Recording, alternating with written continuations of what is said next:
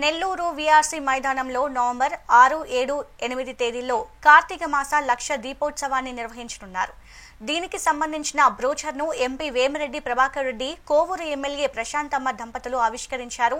ఈ కార్యక్రమం ఏర్పాట్లను భాగంగా భూమి పూజ, గుంజ ప్రతిష్టాపన పూజలను చేపట్టారు. గత 9 ఏళ్లుగా విపిఆర్ ఫౌండేషన్ ఆధ్వర్యంలో వైభవోపేతంగా కార్తీక మాస లక్ష దీపోత్సవ వేడుకలు జరుపుతున్నట్లు వేమిరెడ్డి దంపతులు తెలిపారు.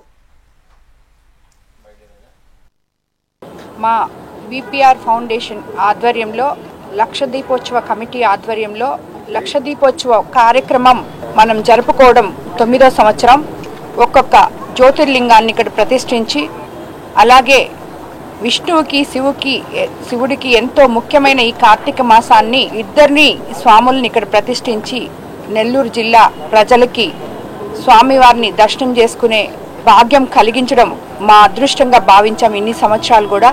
అదేవిధంగా ఈ సంవత్సరం కూడా మన ఇప్పుడు ప్రతిష్ఠించబోయే నాగేశ్వర జ్యోతిర్లింగం, అలాగే పండరీనాథ్ విష్ణువు ఆలయం 2 ఇక్కడ ప్రతిష్ఠించబోతున్నాం. కాబట్టి 6వ తేదీ, 7వ తేదీ, 8వ తేదీ ఈ 3 రోజులు ఇక్కడ నవంబర్ 6, 7, 8 ఈ విఆర్సీ గ్రౌండ్స్ లో ఈ కార్యక్రమం జరగబోతుంది. మొట్టమొదటి రోజు మనం ఉదయాన్నే వినాయక పూజతో అంకురార్పణ చేసుకుంటాం.